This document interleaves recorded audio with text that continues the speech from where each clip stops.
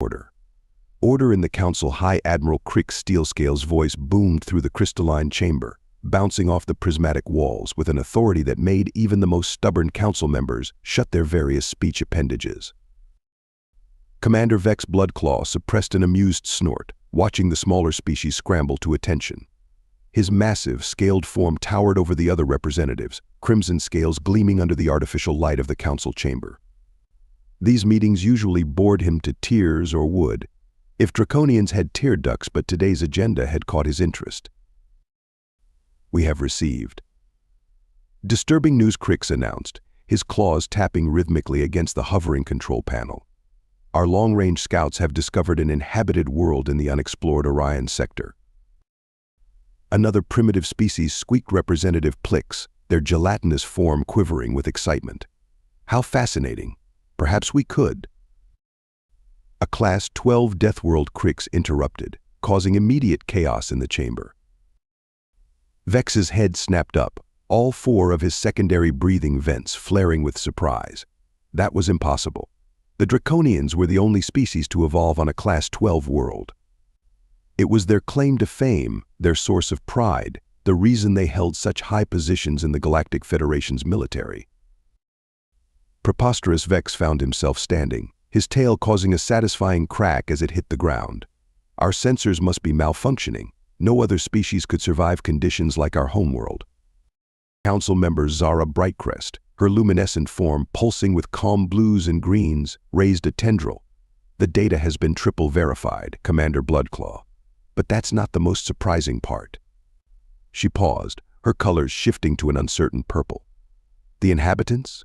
They call themselves humans. And their world? It's actually classified as a Class 13. The chamber erupted again, but Vex barely heard the cacophony of shocked voices and alarmed whistles. Class 13? That was theoretical. A world so harsh that even Draconians would struggle to survive there? Show me, he demanded, using his override codes to access the main holographic display. The image that materialized made his scales itch with disbelief. The creatures looked soft, fragile even. No scales, no natural armor, no visible defensive capabilities. They walked on two legs like some of the prey species, with laughably weak-looking skin exposed to the elements. This has to be a joke, he rumbled, turning to Crix. These humans, they evolved on this death trap. Not only evolved, Zara continued, her colors now a mix of fascination and concern. They've thrived. They've built civilizations in every hostile environment their world offers. From frozen wastelands to scorching deserts, from the deepest oceans to the highest mountains. That's nothing, Vex scoffed. We Draconians do the same. Commander Crix's voice held an unusual note of, was that fear? They do it without biological adaptations. They haven't evolved specialized forms for each environment. They just build things, make tools, change their surroundings instead of changing themselves. The implications hit Vex like a plasma burst. A species that could adapt without adapting? That could survive by sheer force of will and ingenuity rather than natural evolution? There's more, Zara added, her color now a deep red of warning. They've already detected our presence. And they're requesting a meeting. They sent a message. Would you like to hear it? Vex nodded, his secondary heart beginning to race with anticipation. A new voice filled the chamber, speaking in perfectly translated galactic standard greetings, friends from the stars. We noticed your ships trying to hide behind our moon. Next time, you might want to account for our primitive radio telescopes. We've got coffee and snacks ready whenever you'd like to stop by. Fair warning, though, our gravity might be a bit much for you folks. The message ended with a sound that made Vex's scales stand on end. Human laughter. They were treating first contact with the galaxy's most feared warriors as a casual dinner invitation? Well, Vex said, finally finding his voice. This should be interesting. After the council meeting, Commander Vex Bloodclaw stormed through the crystalline corridors of the Galactic Federation headquarters, his claws leaving tiny scratches in the floor. Several smaller species pressed themselves against the walls as he passed, their natural survival instinct screaming danger. Good. At least some things still made sense in this universe. Commander Zara Brightcrest's voice chimed behind him. "Your report on the draconian homeworld conditions is due before we make contact." Vex turned, towering over the luminescent council member. "You want me to explain why we're superior? Fine. Follow me to the holo room." His voice carried the pride of a species that had conquered the impossible. The holo room hummed to life, projecting a massive image of Druckor Prime. The planet was a nightmare made real. 3 suns cast perpetual daylight across red-tinted wastelands, while massive electrical storms wrapped around the equator like a glowing belt. This, Vex gestured with a clawed hand, is what made us who we are. Triple gravity environment, constant radiation, atmospheric pressure that would crush most species into paste. He paused, watching Zara's colors shift to an impressed yellow. "The weakest among us can lift 10 times their body weight. Our scales deflect energy weapons. We breathe nitrogen and filter toxins that would kill most species instantly." The hologram shifted to show a draconian hunting party taking down a titan beast, a creature that made Earth's extinct dinosaurs look like pets. The hunters moved with lethal grace, their enhanced muscles and reinforced bone structure allowing them to fight in conditions that would reduce other species to puddles. "Our secondary hearts provide backup circulation," Vex continued, warming to his subject. "We can survive in vacuum for 30 minutes. Radiation? Hey! We drink it for breakfast. Literally, our young absorb radioactive minerals to develop their scales." Zara's colors swirled with curiosity. "And the humans survive in similar conditions." "That's what makes no sense." Vex slammed his tail against the floor, causing the holoprojectors to flicker. "Look at their world." The image changed to Earth. Beautiful, terrible Earth. Their gravity is higher than ours. Their atmospheric pressure would make our scales crack. They have extreme temperature variations that swing from burning heat to freezing cold, sometimes in the same location. Their planet is mostly covered in corrosive dihydrogen monoxide, for stars' sake. "You mean water?" Zara's lights pulsed with amusement. "Don't get smart with me," Vex growled. "The point is, they shouldn't exist. We Draconians became what we are through millions of years of evolution, each adaptation carefully crafted by survival. Look at me." He spread his arms, showcasing the perfection of draconian evolution. 4-meter-tall frame covered in nearly impenetrable scales, massive muscles designed to function under crushing gravity, multiple redundant organs, retractable claws that could tear through starship hull plating. And yet Zara's voice held a note of fascination. These humans survived worse. Without any of this. "Impossible," Vex muttered, but doubt crept into his voice. "We are the apex species, the ultimate warriors. When the Graxon Empire tried to invade us, we ate their battle cruisers, literally ate them. Our digestive systems can process metal." The hologram showed historical footage of that famous battle. Draconian warriors leaping through space with minimal protection, tearing apart enemy ships with their bare claws.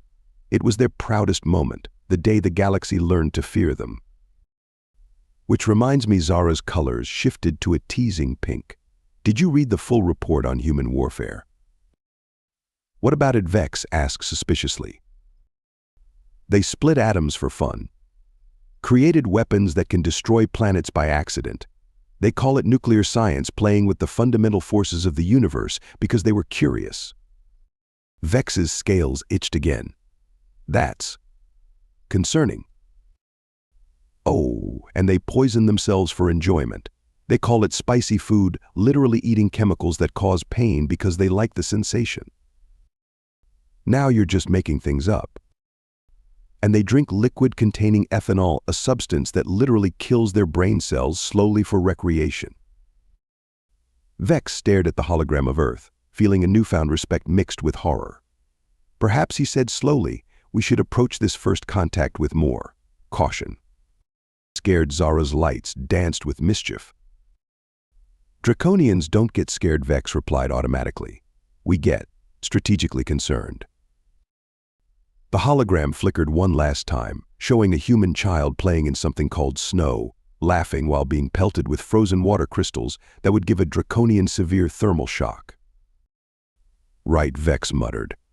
Strategically very concerned indeed, the cloaked draconian scout ship Shadow Fang hovered behind Earth's moon, its advanced stealth systems rendering it invisible to most forms of detection. Or so they thought. Commander Vex Bloodclaw stood on the bridge, watching the blue-green death trap of a planet through the view screen. Status report, he barked at his science officer, Rena Quickmind, who was frantically analyzing data streams. It's worse than we thought. Commander Rena's scales had taken on a pale green hue of disbelief. They're launching themselves into space using controlled explosions.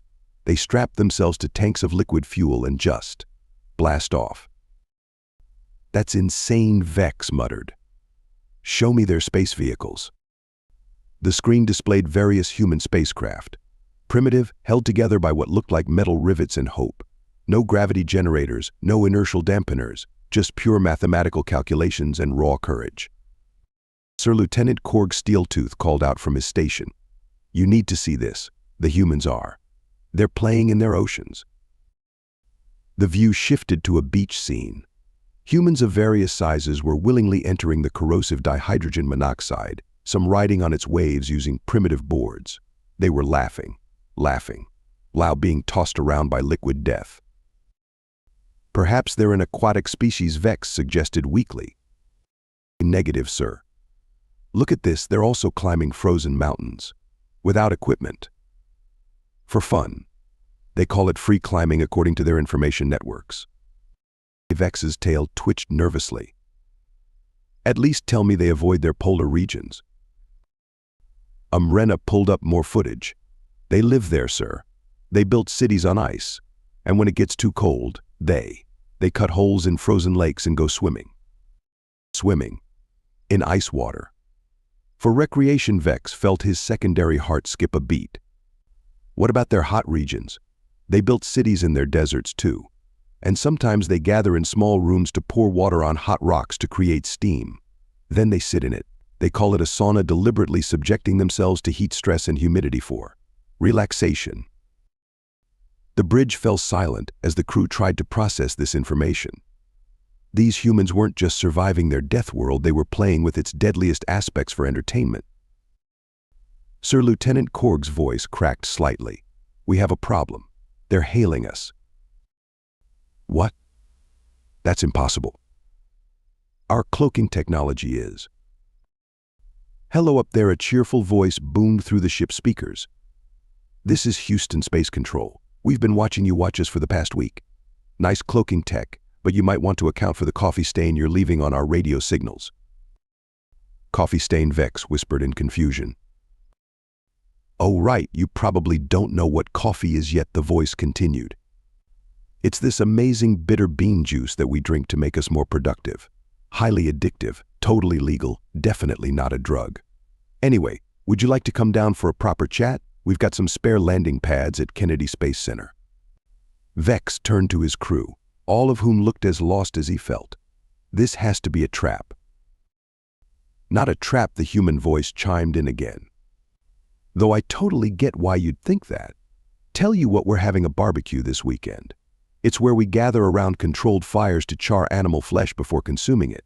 You're welcome to join. We'll even adjust the gravity in the visitor center for you.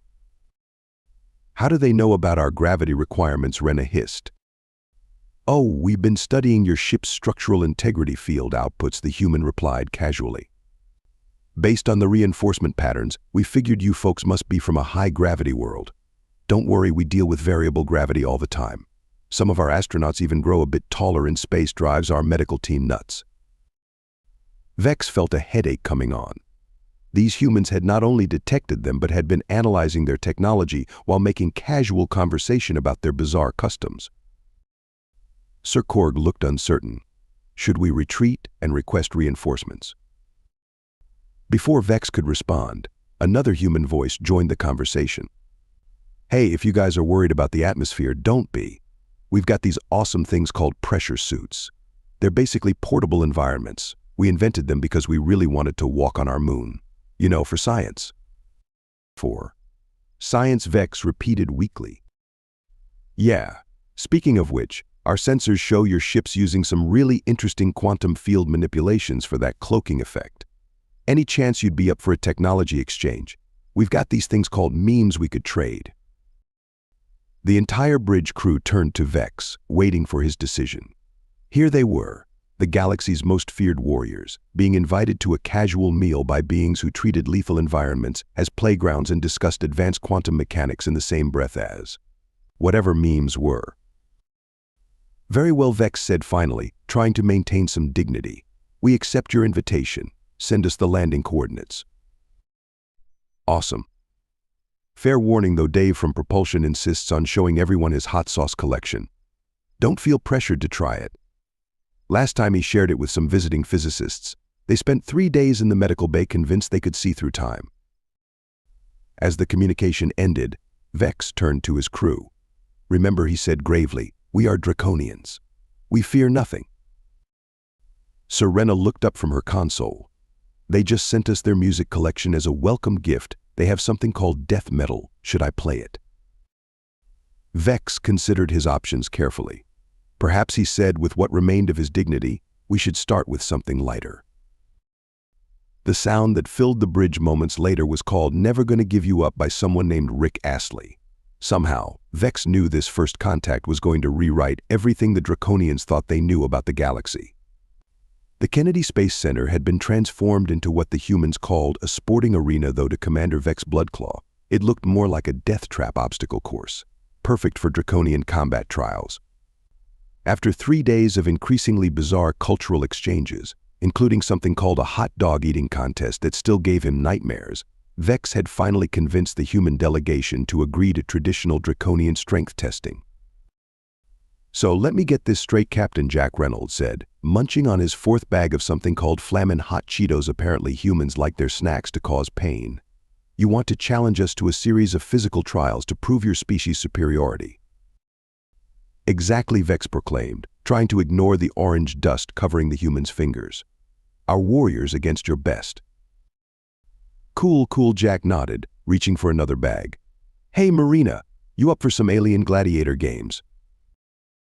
A small human female stepped forward, and Vex nearly choked on his own surprise. She couldn't have been more than 1.7 meters tall, with a build that suggested she'd snap like a twig in Dracor Prime's gravity. Marina Chen, she extended her hand, a gesture Vex had learned was not, in fact, a prelude to combat. Olympic decathlete, retired Marine, and current holder of the world record for the ultra-death marathon through Death Valley. The what through where now, Vex asked, his tail twitching nervously. Oh, it's this fun run through one of Earth's hottest deserts. 50 miles, no support crew, carry your own water. I did it in 7 hours flat, she grinned, bouncing on her toes. So what kind of trials are we talking about? Vex straightened to his full height, trying to regain control of the situation. 3 challenges. First, a test of strength in triple gravity. Then, a radiation-filled obstacle course. Finally, combat in our toxic atmosphere chamber. Neat. Marina's eyes lit up. Can I wear my regular gym clothes, or should I go full hazmat? You understand these trials could be fatal, Vex asked, concern mixing with confusion. Oh honey, she patted his armored forearm. I did CrossFit for 3 years. Nothing's fatal after that. The next morning, the arena was ready. The Draconian engineers had outdone themselves, creating a hellscape that would challenge even their most hardened warriors. The human spectators, rather than showing appropriate fear, had set up what they called a tailgate party, complete with grills cooking various meats and something called nachos. First challenge, Vex announced to the gathered crowd. Weight lifting in triple gravity. Marina stepped into the gravity chamber wearing nothing but shorts and a tank top with the word "Suns Out, Guns Out" printed across it. The Draconian warrior facing her, Grunt Ripjaw, was covered in protective armor and breathing apparatus. Quick question, Marina raised her hand. Is this like Olympic lifting rules, or can I use any technique? You must lift the ceremonial boulder of ancestors. Vex pointed to a massive rock that had been imported from Dracor Prime. It weighs 2,000 kilograms in normal gravity. Oh, so it's like strongman competition rules, Marina nodded, pulling some chalk from her gym bag.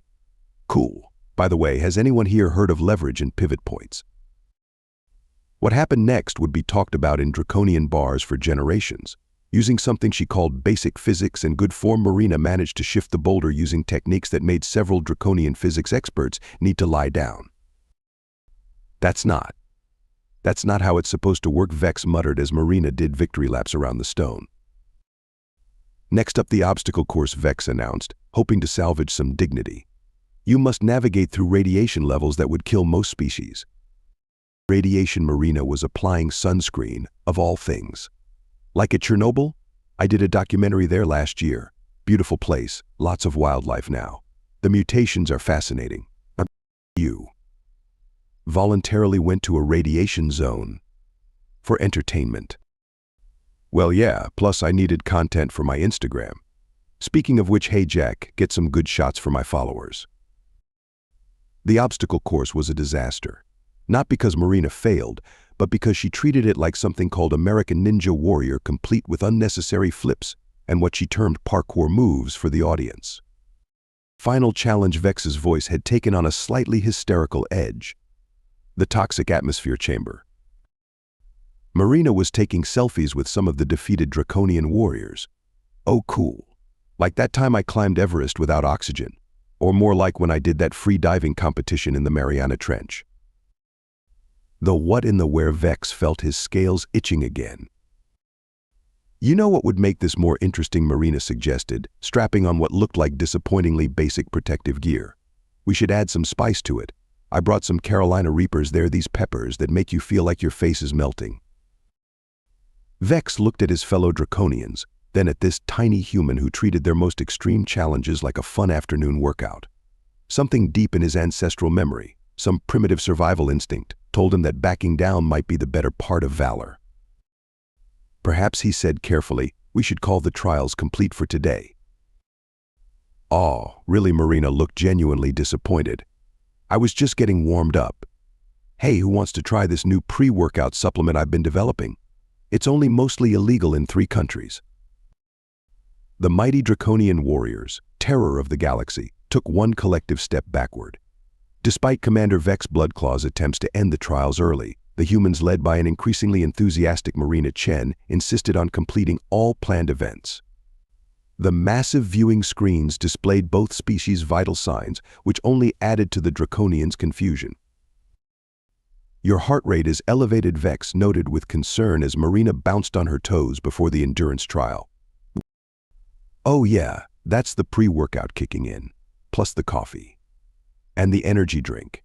And maybe those weird mushrooms Jack gave me, she grinned, pupils slightly dilated. By the way, who's doing the commentary? We should live stream this. The first real test was the lava pit traverse. A 50-meter crossing over actual molten rock, with temperatures that would melt standard Federation battleship hull plating. The draconian champion, Sergeant Ash Flamescale, stepped up in his thermal protection suit. Wait, Marina called out, rummaging through her gym bag. Let me just change shoes. My regular CrossFit ones might melt. You're not wearing a thermal suit? Vex asked, mandibles clicking with stress. Nah, too restrictive. Besides, I did that volcanic ultramarathon in Hawaii last year. Now that was hot. Though the views were totally worth it, she pulled out what looked like ridiculously inadequate footwear. These are my heat-resistant parkour shoes, only slightly experimental. What followed was perhaps the most stylistically different crossing ever witnessed. Flamescale moved with practiced draconian precision, carefully testing each step. Marina treated it like something called the floor is lava, a game which apparently human children played for fun. Parkour, she shouted, launching herself between platforms with unnecessary flips. Hey, this is way easier than that hot coal walking retreat I did in Peru. Next came the acid rain chamber. The draconians had specifically designed it to simulate the most corrosive storms from their homeworld. Their champion entered wearing fully sealed environmental armor. Marina walked in wearing what she called her regular Tuesday running gear and carrying an umbrella. You know, she said conversationally as caustic droplets sizzled around them, this reminds me of that time I ran through a Category 5 hurricane because my power went out and I really wanted a breakfast burrito. You faced a planetary storm. For food, the draconian champion asked, voice crackling through his protective gear. Well, yeah.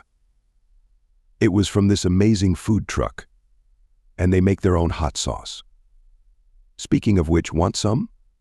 I always carry a bottle. She pulled out something labeled Death's Sweet Embrace from her seemingly bottomless gym bag. The underwater survival test should have been the draconians' moment of triumph. Their enhanced lungs could process the oxygen from liquid far more efficiently than any known species. 3 minutes is the record, Vex announced proudly. No non-draconian has ever lasted that long. Cool, Marina said, doing some light stretches. But quick question, are we allowed to use controlled hyperventilation and the mammalian diving reflex, or do you want me to just wing it? The what and the what now? 4 minutes later, the draconians watched in stunned silence as Marina finally surfaced, looking mildly inconvenienced. Sorry about that, she said, wringing water from her hair. I got distracted counting my heartbeats. Did you know humans can voluntarily slow their metabolism? Super handy during those winter survival courses I teach, though the students usually tap out when we get to the ice-breaking portion. The strength trials weren't much better for draconian pride. While their warriors could indeed lift massive weights, Marina introduced concepts like leverage mechanical advantage and something deeply disturbing called CrossFit kipping. That's cheating, protested one draconian judge as Marina used a complex pulley system to move a boulder. Really, she looked genuinely puzzled. Then, what do you call those powered armor suits you're all wearing? Standard environmental protection. Marina nodded sagely while setting up another pulley. You know humans invented simple machines while still living in caves, right? Along with throwing spears, which, by the way, totally revolutionized hunting. Speaking of throwing, want to see how far I can toss this boulder using rotational momentum. The aerial agility tests in the high-gravity chamber were next. The draconians had expected their natural advantage in dense atmospheres to finally show. Instead, they learned about human sports like gymnastics, parkour, and something called interpretive dance, which Marina insisted on incorporating into her routine. So you're saying, Vex tried to clarify, watching Marina do a triple backflip for seemingly no tactical reason. Humans regularly throw themselves through the air, spinning multiple times for entertainment. Oh yeah, you should see the X Games. That's where humans do even crazier stuff, usually while chugging energy drinks and yelling YOLO, which means, actually, never mind, that might break your brains. The final event was supposed to be a simple survival challenge in varying atmospheric conditions. The draconians had prepared chambers with different mixtures of toxic gases. Marina brought snacks. Want some trail mix, she offered to the increasingly despondent draconian officials. I added some extra spicy wasabi peas. Really clears the sinuses. How Vex watched as she casually adjusted her oxygen mask while solving a Rubik's Cube in the methane chamber. How are you so calm about all this? Oh, this is nothing. You should see Black Friday shopping at the mall. Now that's survival horror. Though I did once use my card as a battering ram, which technically got me banned from Target. Totally worth it for 60% off running shoes, though. As the day drew to a close, the draconian warriors gathered around Marina, their earlier superiority replaced by something approaching religious awe. But seriously, one young warrior asked, how do humans do all this? Marina shrugged, chugging something that smelled like liquid radiation. We get bored easily. Hey, want to see some videos of human toddlers? Talk about indestructible, they bounce right back up. Unless they're tired or hungry, then they become weapons of mass destruction. Vex watched as his mighty warriors crowded around Marina's phone, alternating between horror and fascination at videos of tiny humans doing what appeared to be their best to defy both physics and self-preservation instincts. One last question, he said. Are all humans like you? Me, Marina laughed. Oh no, I'm pretty average. You should meet my grandmother, she still goes skydiving on weekends, and her spicy dumpling recipe once sent 3 people to the hospital. We had to sign a waiver to get it included in the family cookbook. The mighty draconians, terror of the galaxy, collectively decided that perhaps being the second most dangerous species in the universe wasn't so bad after all. 2 weeks after the trials, Commander Vex Bloodclaw sat in his office aboard the Shadow Fang, staring at the final analysis reports. His scales had taken on a pale, almost white shade, a sign of profound draconian distress. Commander Rena Quickmind entered, carrying even more data tablets. "You need to see this. We've completed our comprehensive study of Earth's historical records." "How bad?" Vex asked, already reaching for his stress relief rock. "Sir, they survived multiple extinction-level events. Ice ages, supervolcanoes, meteor impacts. And that's just the natural disasters." Rena's voice quivered. "They had something called the Cold War, where they built enough nuclear weapons to destroy their planet several times over, just to prove they could. But surely they've evolved specialized adaptations for." "No, sir. They simply figured things out. They saw cold, they invented clothes. They saw darkness, they made light. They wanted to fly." Rena paused dramatically. "They built machines to do it anyway." Captain Jack Reynolds chose that moment to stroll into the office, somehow having bypassed all security protocols. He was carrying 2 cups of what Vex now recognized as coffee, the human stimulant that would probably classify as a biological weapon on most worlds. "Hey folks, brought you some jet fuel." Jack grinned, setting down the cups. "Marina's sad she couldn't come. She's busy testing some new thermal suits in an active volcano. Something about wanting better breathability for extreme yoga." Vex looked at the human, really looked at him. No natural armor, no enhanced strength, no backup organs. Just a soft, squishy being with an alarming tendency to smile in the face of certain death. "Why?" Vex finally asked. "Why do humans constantly push their limits? Challenge death itself?" "Oh, that's easy." Jack sipped his coffee, which Vex knew was hot enough to scald most species. "We get bored. Plus, someone usually says, 'I bet you can't do that,' and well, you know how it goes." "No," Vex said firmly. "I don't know how it goes." "Look." Jack leaned forward, suddenly serious. "You draconians evolved to survive your world. That's impressive. But humans? We got tired of adapting to our environment. So we learned to adapt our environment to us. Can't breathe underwater? Build submarines. Too cold? Create heating. Space trying to kill us? Strap ourselves to rockets and go say hi anyway." Rena's scales were now also showing signs of stress whitening. "The reports say you did most of this before developing advanced technology. You crossed oceans on wooden boats." "Yeah, that was fun. Did you know we didn't even know if there was anything on the other side? We just got on boats and said that way looks interesting, and went for it." Vex's mighty draconian brain finally put it all together. Humans hadn't evolved to survive their death world. They'd simply decided that death worlds weren't allowed to tell them what to do. "One last question," Vex said, holding up the coffee cup. "This beverage, our analysis shows it's technically poison." "Oh yeah, totally," Jack nodded cheerfully. "But it makes us more productive, so we just kept drinking it until we developed immunity. Same with spicy food, extreme sports, and reality TV shows." At that moment, Vex understood a fundamental truth about the universe. The draconians might be the galaxy's apex predators, but humans were what apex predators had nightmares about. "Want to come to Marina's volcano yoga session?" Jack offered. "She's calling it Hot Hot Hot Yoga Extreme Edition." Vex just buried his head in his claws and whimpered softly. 1 month after the infamous trials, Commander Vex Bloodclaw stood before the Galactic Federation Council, delivering what would become known as the "Humans Are Scary" speech. "In conclusion," he said, his voice carrying a mix of respect and residual trauma, "I propose an immediate alliance with Earth.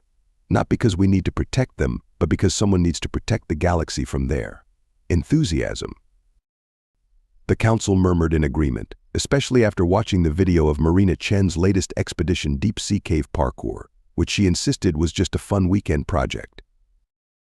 Furthermore, Vex continued, glancing at the human delegation, "I recommend we create a new classification beyond Class 13 Deathworlds. Perhaps something along the lines of humanity. Hold my beer class." "Point of order." Captain Jack Reynolds raised his hand. "Marina's starting a new extreme sports league next month. Something about racing starships through asteroid fields while doing TikTok challenges. Any takers?" The entire draconian delegation took an instinctive step backward. "Very well, High Admiral Crix announced. The alliance is approved. May the stars have mercy on any species that tries to invade Earth." "Oh, please," Marina grinned from her seat, where she was casually juggling plasma cores. "The last time someone tried to invade us, we turned their scariest weapons into Christmas decorations. Speaking of which, who's up for extreme orbital skydiving? I brought extra parachutes." The mighty Draconians, once the galaxy's most feared species, simply smiled nervously and pretended not to hear her. Some battles, they had learned, you win by not showing up at all.